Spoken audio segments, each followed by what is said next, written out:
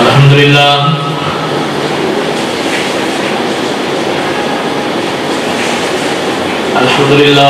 نحمده ونستعينه ونستغفره ونؤمن به ونتوكل عليه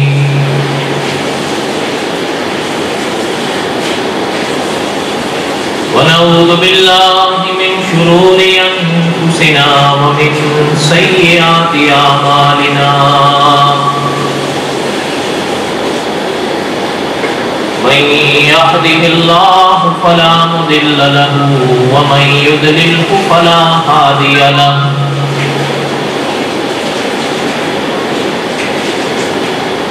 ونشهد أن لا إله إلا الله وحده لا شريك له ونشهد أن سيدنا وسندنا ومولانا محمدا عبده ورسوله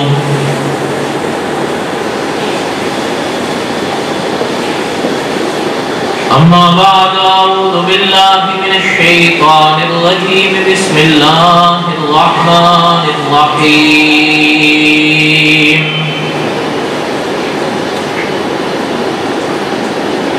نحن نقص عليك أحسن القصص بما أوحينا إليك هذا القرآن وإن كنت من قبله لمن الغافلين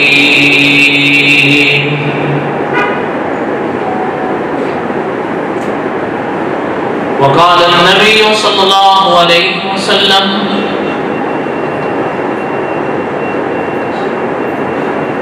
من يرد الله به خيرا يفقهه في الدين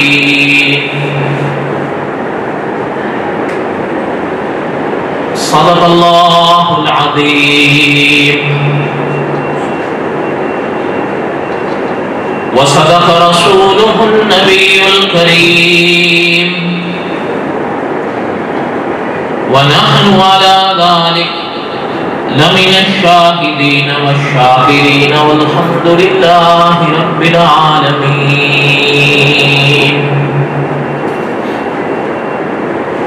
اللهم صل على محمد وعلى آل محمد كما صليت على إبراهيم وعلى آل إبراهيم إنك حميد مجيد اللهم بارك على محمد وعلى آل محمد كما باركت على إبراهيم وعلى آل إبراهيم إنك حميد مجيد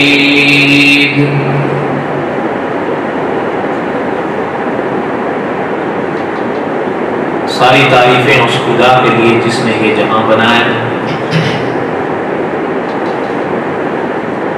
صدق کے دل سے لا تعداد مرتبہ درود و سلام اللہ کے ان عظیم رسول پر جن کو اللہ نے خاتم النبیین بنایا.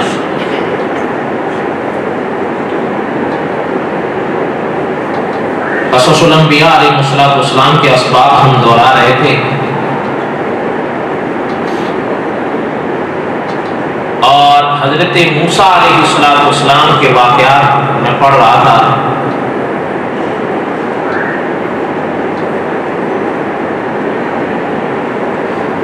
صاحب قصص الانبیاء نے لکھا ہے کہ انبیاء علیہ السلام کے واقعات میں انسان کے لیے بڑے اسباب وہ ابواب کے لحاظ سے یا موقع کے لحاظ سے کہیں نہ کہیں میں بیچ میں کہیں تفصیل سے کہیں اختصار سے پڑھ دیتا ہوں.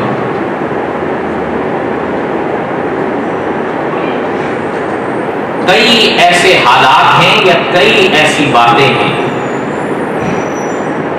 جو اس زمانے میں پیش آئیں اور آج کے زمانے میں پیش آ رہی. علماء نے لکھا ہے کہ سبق یہ ہے کہ ہم ان ول دیکھیں کہ ان حضرات نے کیا کیا.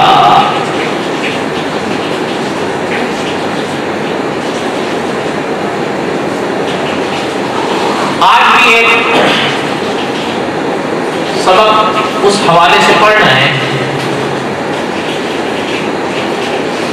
پہلے تو میں سوچ رہا تھا کہ اس کو بیان کریں یا نہ کریں، پر پھر خیال آیا کہ تفصیل زیادہ نہ صحیح تو اختصار کے ساتھ تو بہرحال کرنا پڑے گا، کیونکہ اس باب میں علماء نے ان آیات کے مواقع پر اس سبق کو دہرایا ہے. لیکن پہلے تھوڑا سا وہ خلاصہ سن لیں جو پڑھنا ہے آج، اور جہاں گزشتہ جمعے کو سبق رکا تھا وہ سبق آخر میں شاید کچھ نہ کچھ دہرا لیں گے انشاءاللہ، جو میں دہرانا چاہ رہا ہوں.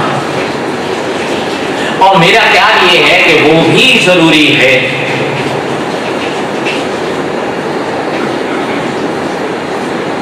سبق یہ پڑھ رہے تھے گزشتہ جمعہ کہ حضرت موسیٰ علیہ السلام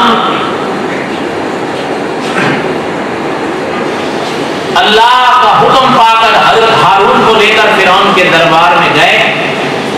اس کے آگے سب سے پہلے حضرت نے عقیدہ پیش فرمایا. فرعون نے اللہ جلال والاکرام کے بارے میں اللہ کے نبیوں سے سوال کیا. حضرت موسیٰ علیہ السلام نے اللہ کا تعارف کرایا کہ اللہ کون ہے، اللہ کی شان کیا ہے، اللہ کی قدرتیں کیا ہیں.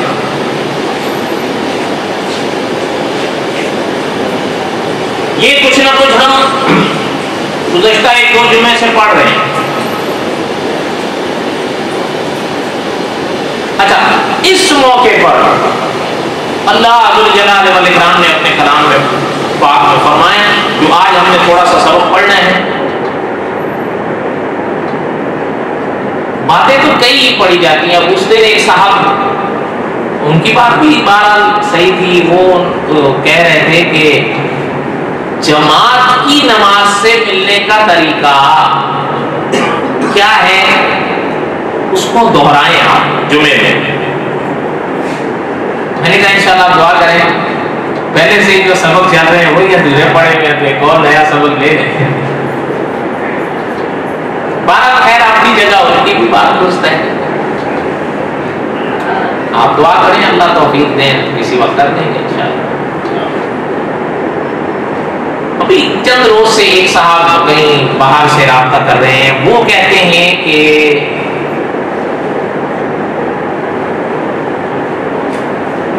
مولانا امین اکاڑوی رحمۃ اللہ علیہ جو اکاڑے میں گزرے، ان کے حالات زندگی ہمیں بتائیں. تو بھی میں نے یہی کہا آپ دعا کریں اللہ ہمت دے.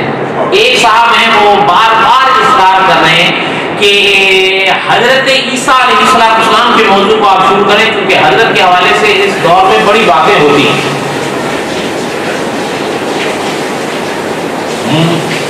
یہودی کہتے ہیں کوئی نہیں آئیں گے، عیسائی کہتے ہیں آئیں گے، قادیانی کہتے ہیں آ کے کشمیر میں مر کے دفن ہو گئے، لیکن مسلمان کہتے ہیں کہ وہ قیامت سے پہلے، بولو نا، یہ عقیدہ ہے. بہرحال میں نے ان سے بھی یہ کہا آپ دعا کریں، لیکن اب یہ تو نہیں ہو سکتا کہ قصص الانبیاء آپ درمیان والا چھوڑ کے میں آخر میں والا شروع کر دوں. اللہ نے اگر زندگی دی تو حضرت مسیح علیہ السلام کے واقعات تفصیل کے ساتھ آئیں گے، کیونکہ مجھے ایک اور صاحب ہیں وہ بھی یہ بات کہہ رہے تھے کہ حضرت کا یہ واقعہ تو سب بیان کرتے ہیں کہ برفعہ اللہ نے انہیں اٹھا لیا، لیکن ہوا کیا تھا کچھ پتا نہیں ہوا. بہرحال کئی، میں نے ابھی آپ سے کہا تھا کئی اسباب ہیں جو پڑھنے ہیں. بہرحال دعا کریں اللہ تعالیٰ ہمت دے. کئی طرح کے حالات سامنے آتے ہیں، اللہ تعالیٰ ہی توفیق دے. اور میں دوستوں سے کہا کرتا ہوں کچھ کوشش آپ حضرات کی کیا. بہرحال بات یہ عرض کر رہا تھا کہ اسباب تو کئی ہیں. جو سبق میں آج دہرانا چاہ رہا ہوں وہ بھی ضروری ہے. کتنا ضروری ہے وہ میں شاید آخر میں کچھ نہ کچھ عرض کروں تو آپ کو بھی محسوس کریں. پہلے وہ خلاصہ سنیں جو سبق جہاں تک دہرانا ہے. اللہ جلال والاکرام نے السلام نے کلام پاک کے اس موقع پر ارشاد فرمایا. حضرت موسیٰ علیہ السلام نے تو اللہ ذو الجلال والاکرام کا کس شان سے تعارف کرایا وہ کچھ نہ کچھ ہم خلاصے کے طور پر پڑھ لی کہ اللہ کون ہے. لیکن اللہ ذو الجلال والاکرام نے ان پاک باتوں کے بعد کیا ارشاد فرمایا؟ وَلَقَدْ أَرَيْنَاهُ آيَاتِنَا كُلَّهَا فَكَذَّبَ وَأَبَىٰ. اللہ نے فرمایا وَلَقَدْ أَرَيْنَاهُ آيَاتِنَا كُلَّهَا، اسے ہم نے اپنی ساری نشانیاں دکھا دی. فَكَذَّبَ وَأَبَىٰ، مانا پھر بھی انکار ہی کرتا ہے. کیا کرتا رہا؟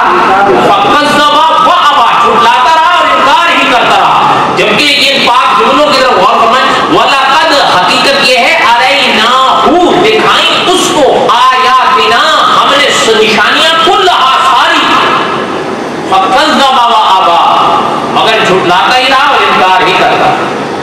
یہ جملہ یاد رکھیے گا، انشاءاللہ آخر میں پھر ہم اس کو دہرائیں گے جہاں اس کے ڈوبنے کا واقعہ قرآن بیان کرتا ہے. آخر میں اس نے کہا تھا نا کہ اب میں مانتا ہوں، تو اللہ ذو الجلال والاکرام نے اس موقع پر فرمایا تھا الآن. اس موقع پر اللہ نے فرمایا الآن. ہونے یاد آئے نہیں سمجھے؟ علماء پنجاب اس کا معنی یہی کرتے ہیں، ہمارے استاد فرمایا کرتے تو معنی بالکل صحیح ہے. وَلَقَدْ أَرَيْنَاهُ آيَاتِنَا كُلَّهَا فَكَذَّبَ وَأَبَىٰ. اللہ نے فرمایا ہر نشانی ہم نے اسے دکھا دی، مانا پھر بھی.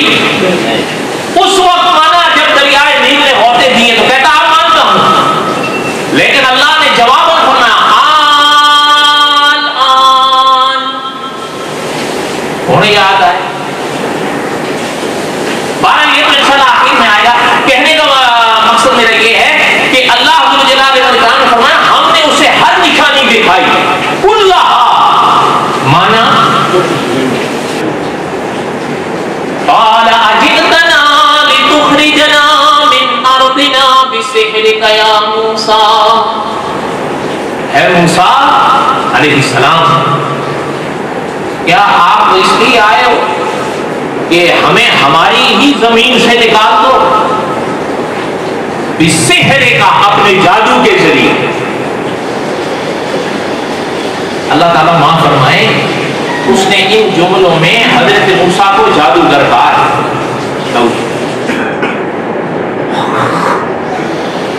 اور یہ بھی علماء نے لکھا ہے کہ یہ حضرت موسیٰ علیہ السلام سے توجہ ہٹانے کا اس کا ایک اور حربہ بھی تھا.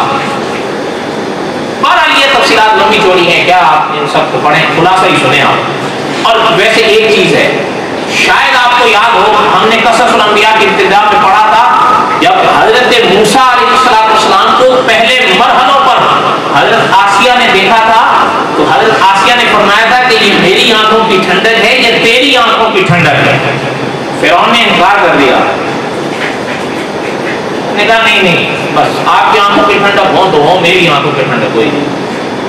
آپ کو یاد ہوگا اس موقع پر میں نے پڑھا تھا، صاحب قصص الانبیاء نے لکھا ہے کہ اس بدبخت نے ان پہلے مرحلوں پر حضرت موسیٰ کی پیغمبر کی توہین کی، اللہ تعالیٰ نے آخر تک اسے راہ ہدایت نصیب نہیں کی.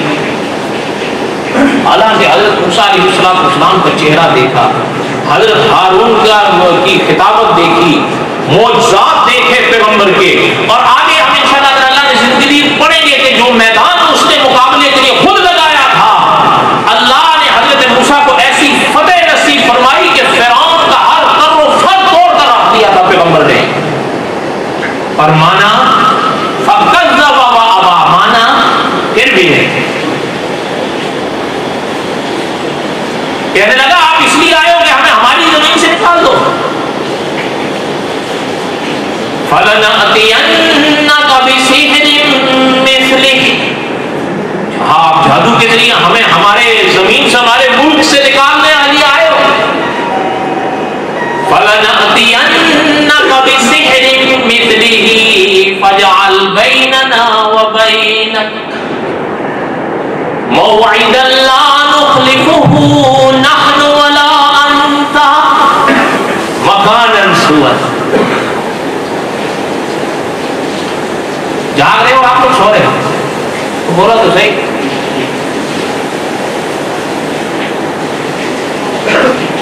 اب ان جملوں پر سنیں جو بات میں عرض کرنا چاہتا ہوں. پتا وہ کیا کہنے لگا؟ پہلے یہ سن لیں. جو پہلے فرمایا کہ جادو کسی ہمارے ملک سے نکالنے کے لیے آئے، اس لیے آئے ہو آپ. آگے کہنے لگا کہ اچھا اگر جادو کے ذریعے آپ ہمارے سامنے یہ سب کرنے آئے ہو یا ہمارے ساتھ یہ کرنے آئے ہو تو پھر ہم آپ کے جادو کا مقابلہ جادو سے کروائیں. اور حضرت موسیٰ سے کہنے لگا کہ ایک دن آپ طے کرو اور ایسا طے کرو جو آپ کے اور ہمارے درمیان وعدہ ہوگا، نہ ہم اس سے ہٹیں گے نہ آپ اس سے ہٹیں گے. نہ ہم ولا انکا، نہ ہم ہٹیں گے نہ آپ ہٹیں گے. مکانن سون، ایک مکان طے کریں، ایک مقام طے کریں جس میں یہ مقابلہ رکھا جائے. آپ جادو کے ذریعے آئے ہو، ہم جادو سے آپ کو جواب دیں. اللہ تعالیٰ معاف. بات سمجھ آئی اس کی؟ اور بولو تو صحیح. اب ذرا ایک بات سنیے. جو بات میں کر رہا تھا کہ میں سوچ رہا تھا کہ یہ سبق یہاں دہرائیں یا نہ، لیکن پھر خیال آیا کہ بھی ان ابواب میں علماء نے لکھا تو ہے. پھر خیال آیا کہ کہیں آپ پریشان نہیں ہو. لیکن بہرحال پھر خیال آیا کہ زندگی کی حقیقتوں کا سامنا تو کرنا ہی پڑتا ہے، اس سے انکار تو نہیں کر سکتا. فَلَنَأْتِيَنَّكَ بِسِحْرٍ مِثْلِهِ فَاجْعَلْ بَيْنَنَا وَبَيْنَكَ.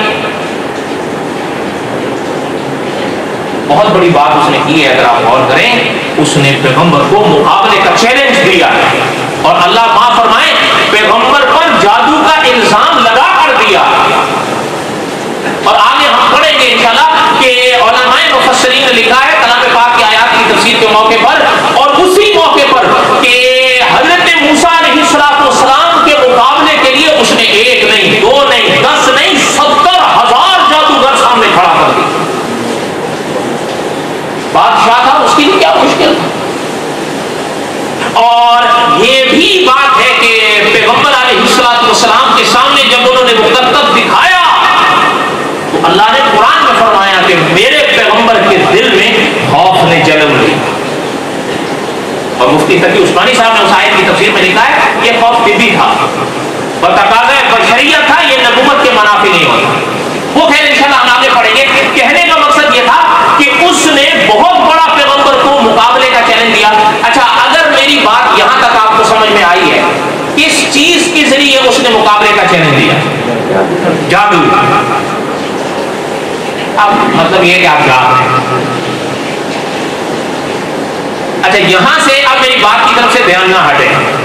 چند باتیں تقاریر ہوتی رہتی ہے، آپ سنتے رہتے ہیں. قصص الانبیاء علیہ السلام آپ پہلے بھی سن لیے. تھوڑی سی باتوں کو آپ غور سے سنو اور وہ اسی ابواب میں لکھی گئی ہے. قصص الانبیاء علیہ السلام کی شروع میں ہم نے ایک سبق دہرایا تھا، وہ محفوظ نہیں ہوا. اہل سنت کے نبوت کے لیے 15 عقیدے وہ نہیں محفوظ ہوا، بارہ نہیں ہوا. اس موقع پر ان عقیدوں میں ایک عقیدہ میں نے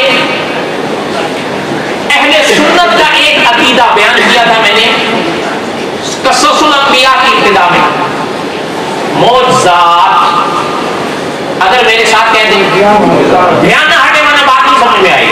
ایک اچھا معجزات کے ساتھ ایک لفظ استعمال ہوتا ہے اہل سنت کی کتابوں میں، کرامات. ٹھیک ہے یہاں تک بات سمجھ آئی؟ اب سنیں، معجزات یہ جمع ہے معجزہ، کرامات جمع ہے کرامت. یہاں تک بات سمجھ آئی؟ اب اگلی بات سنیں.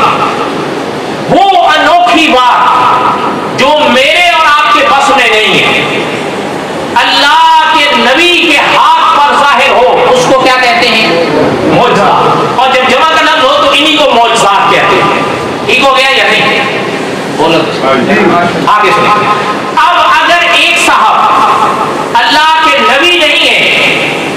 لیکن اللہ پر عقیدہ رکھتے ہیں اور اللہ پر ایمان رکھتے ہیں، وہ نبی نہیں ہے تو پھر نبی کے بعد کون ہوتے ہیں؟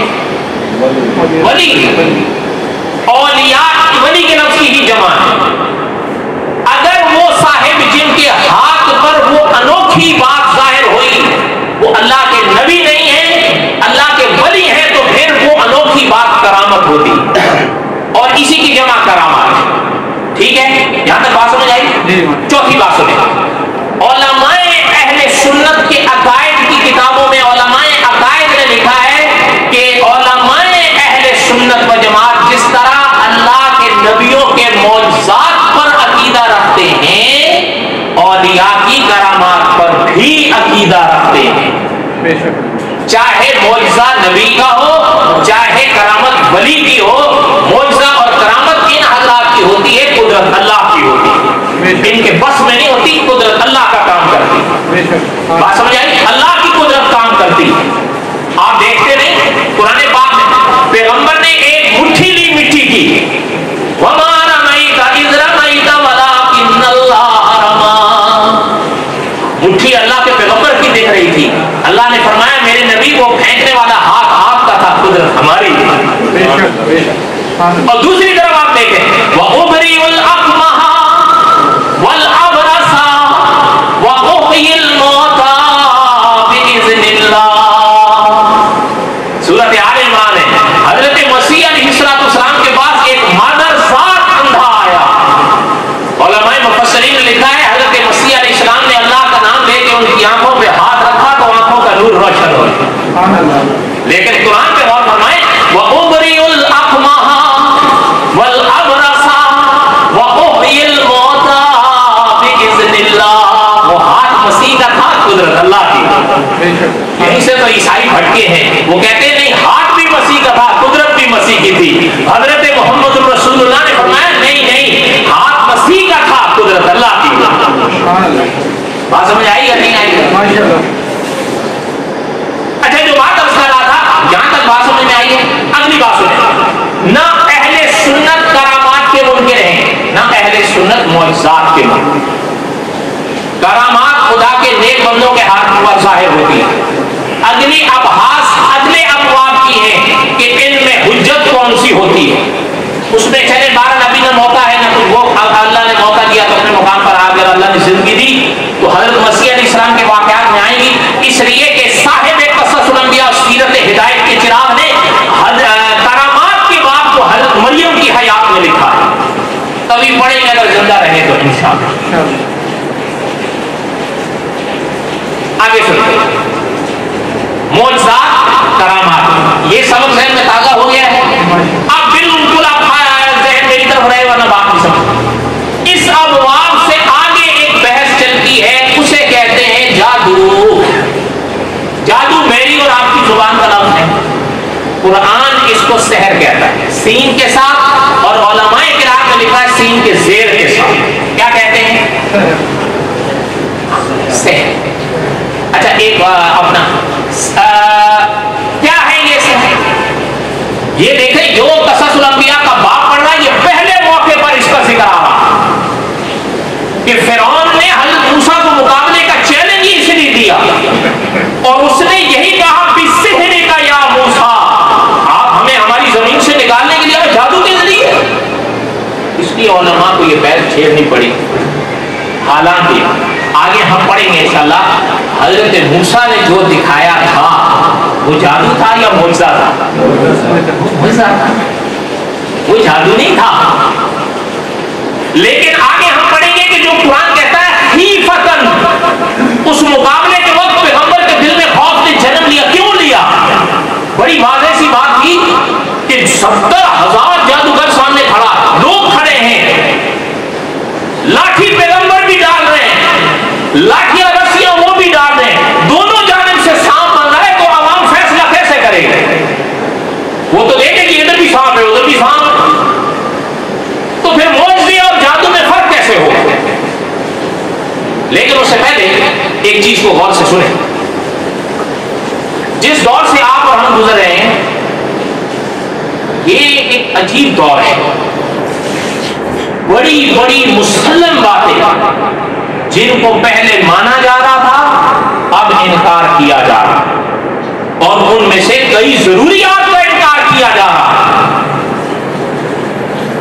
ہم نے اپنے بڑوں سے پڑھا، اپنے بڑوں سے سنا، حضرت مسیح علیہ السلام زندہ آسمانوں پر موجود ہیں اور قیامت سے پہلے حضور کی امت کو سنبھالنے کے لیے آئیں گے، حضور کے خلیفہ بن کر آئیں گے۔ لیکن آج ایسوں کی کوئی کمی نہیں ہے، وہ کہتے ہیں نہیں بس یہ مولویوں کو غلط فہمی ہوئی۔ اچھا 15 صدیوں کے ہر عالم کو غلط فہمی ہوئی؟ آپ اللہ تعالیٰ معاف فرمائے، آپ ناراض نہ ہو، ایک شخص نے لکھا ہے بعض نادان صحابہ وہ بھی اس عقیدے میں چلے گئے۔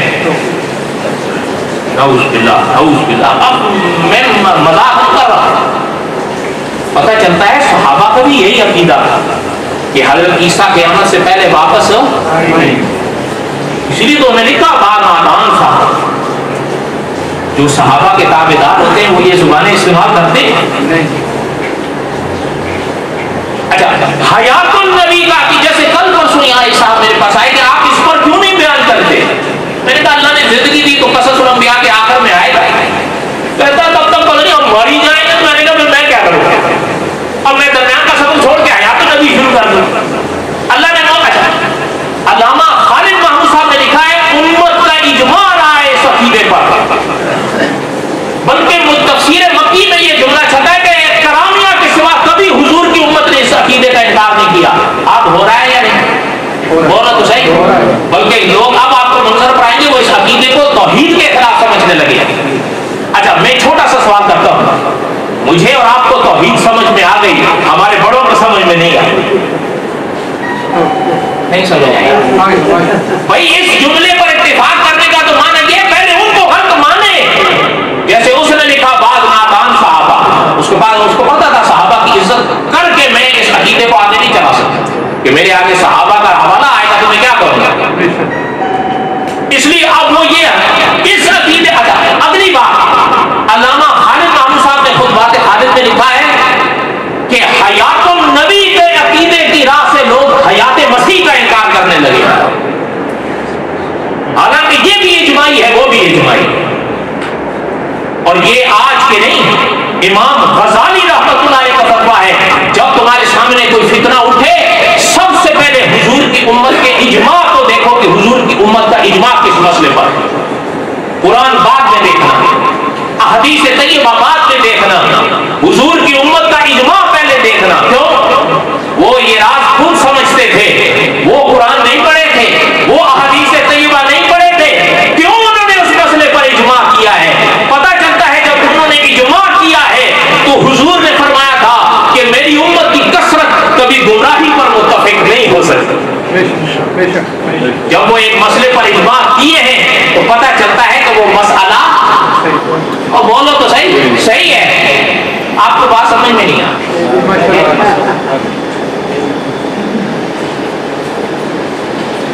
تو بہرحال پھر میرے کہنے کا مقصد یہ تھا کہ آج دور مجرد کئی ایسی باتوں کی جن کے ہمارے اکابر قائل رہے اب انکار ہونے لگا ہے۔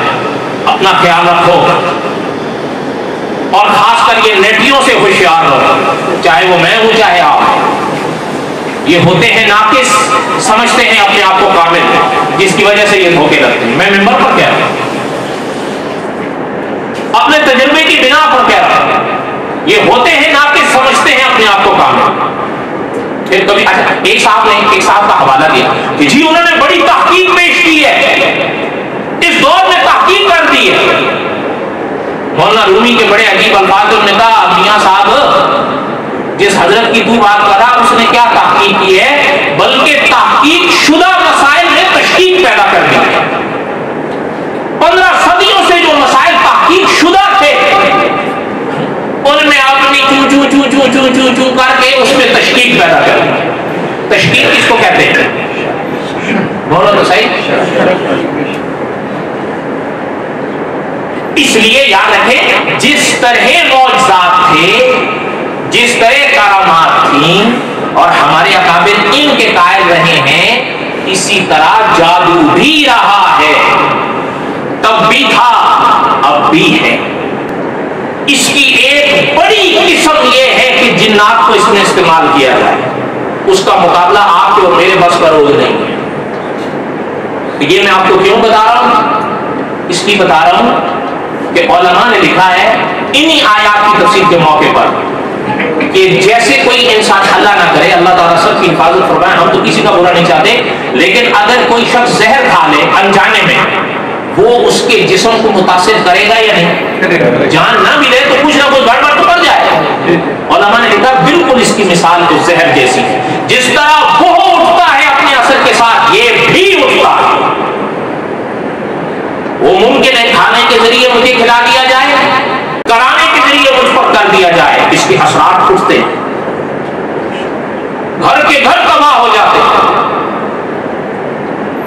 लेकिन आज लोग तो ऐसे आ रहे हैं, हम कहते नहीं कुछ भी है ही नहीं, मौलवी ऐसे ही झूठ बोलते थे।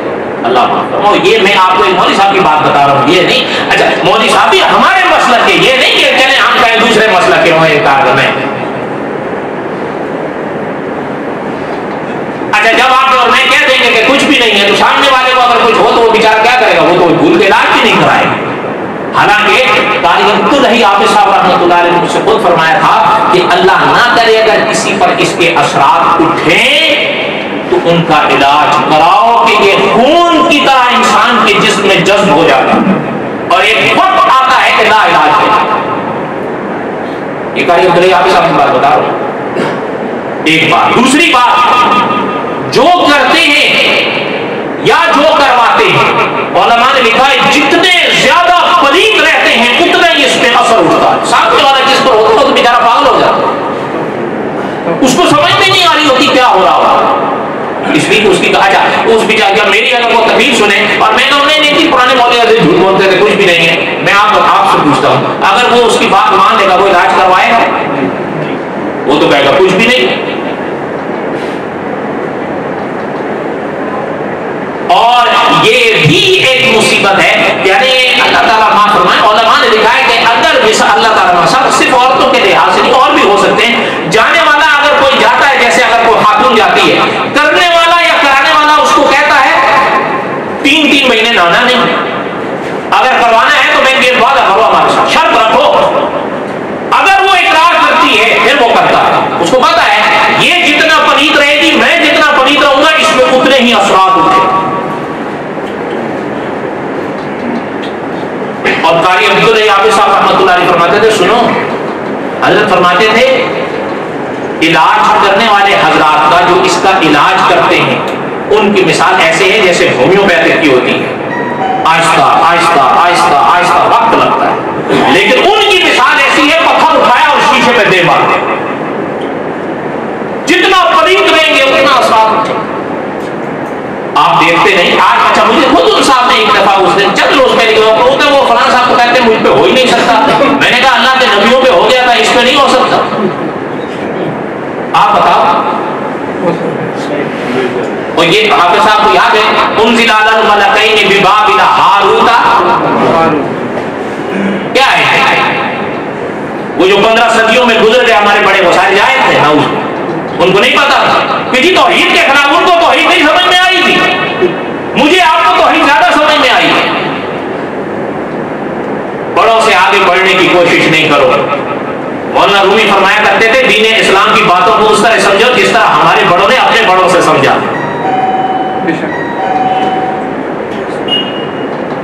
ये एक और नहीं कि हो ही नहीं, भाई ये बात नहीं, होते हैं इसके असरात, इसके असरात होते हैं। तो जिस तरीके से अल्लाह ना करे आप और हम बीमार होते हैं, कहां जाते हैं? डॉक्टर के पास जाते हैं ना, तो इनके भी डॉक्टर हैं जिनको आमिल कहते हैं। एक कहता जी पता नहीं चलता, खरे हैं खोटे हैं, भाई जिस तरह डॉक्टरों में भी पता कर लेते हैं तो इनमें भी पता कर लो, उनमें अच्छे और बुरे हैं तो इनमें भी आपको अगर बुरे हैं तो अच्छे भी मिले। ऐसे ऐसे हजरात मिले हैं वो एक दम पर इसके इजाले को करते थे, लेते कुछ भी नहीं, लेकिन आप और मैं अगर बाजीगरों के हाथ आ जाए तो फिर आप क्या करें? बहरहाल ये बातें तो लंबी हैं, मेरी बात समझ में आई है? अल्लाह ने अगर मौका दिया तो इंशाअल्लाह क़ससुल अंबिया का बाकी हिस्सा आएगा, और अगर जरूरत समझी तो इस पर थोड़ी सी बात मैं और करूंगा, वरना इसी पर इत्तेफा करना। माना यह है कि इसका इनकार नहीं किया करो, اس کا انکار صحیح نہیں ہے، یہ حقیقت ہے۔ اور اللہ نہ کرے اگر یقین ہے کہ کسی پر اس کے بد اثرات ہیں تو اس کا علاج کرواؤ۔ میں نے ابھی عرض کیا اللہ کے نبیوں پر چل گیا، میرے اور آپ پہ نہیں چلے گا؟ حضرت محمد رسول اللہ پہ نہیں چلا تھا؟ قل اعوذ برب الفلق، قل اعوذ برب الناس، یہ دونوں صورتیں آپ کو یاد ہیں، کا شان نزول پڑھے اس لیے اتری تھی۔ 11 آیتیں ہیں ان دونوں صورتوں کی۔ اس یہودی نے 11 گرے لگائے تھے حضور کے خلاف، ایک ایک آیت حضور پڑھتے جاتے تھے، گرے کھلتی جاتے تھے۔ اس لیے اگر خدا نہ کرے ایسا ہو تو علاج کرنے آپ خود سے نہیں کرو، خود سے نہیں ہوگا آپ کا۔ جس طرح اگر آپ میں بیمار ہو جائیں بغیر ڈاکٹر کے آرام نہیں آیا کرتا، اگر یہ اثرات ہیں تو بغیر صحیح معتمد عامل کے، بھروسے والے عامل کے اس کا آرام نہیں آتا۔ یہ ان کو پتا ہے کیسے کریں۔ ہمارے استاد تھے، آپ یقین جانیں اللہ تعالیٰ ان کو اجر دے، وہ صرف سامنے والی کی آنکھوں میں آنکھیں ڈال کر ایک دم پڑھتے تھے، وہ سمجھ جاتے تھے کہ اس پر جادو ہے، یہ صرف آنکھیں دیکھتے تھے۔ اس لیے ہمارے حضرات میں ہیں، آپ بھی ہیں، یہ نہیں کہ بس گزر گئے۔ اگر خدا نہ کرے کسی پر ہے تو اس کا علاج کروائیں۔ اور یہ بھی یاد رکھیں، یہ بھی بھول جائیں آپ، قاری عبداللہ عابد صاحب رحمۃ اللہ نے مجھے یہ قاعدہ پڑھایا تھا، گھر کے ایک فرد پر ہو یہ سارے گھر پر اثرات رہتے ہیں، یہ یاد رکھیں۔ آپ بھی سوچے نہیں جی بس بچوں پہ نہیں ہوتا، نہیں جی ہم پہ نہیں ہوتا، نہیں کیوں؟ آپ میں دودھ کے دھلے ہیں، اللہ کے نبیوں پر ہو گئے کہ ہم پر نہیں ہوتا۔ اس لیے ایک پہ ہو تو سب۔ ڈرانے کا مقصد آپ کو پریشان کرنا نہیں، علاج کی طرف متوجہ کرنا ہے کہ خدا نہ کرے۔ ہاں میں نے پہلے کہا، میں نے الفاظ پر غور فرمایا، آپ کے جس کو یقین ہو، شک میں نہیں، شک کا تو کوئی اعتبار نہیں ہوتا، شک کیا بنا ہے، شک کچھ بھی نہیں ہے، یقین ہو کہ یہ اثرات ہیں، اپنا علاج کریں، اور جس طرح عامل کہے اس طرح علاج کریں، اپنی طرف سے نہیں، اور ایک ہی سے کریں۔ یہ نہیں کہ مذبذبین بین ذالک، لا الہ الا ولا الہ وما علینا الا البلاغ المبین۔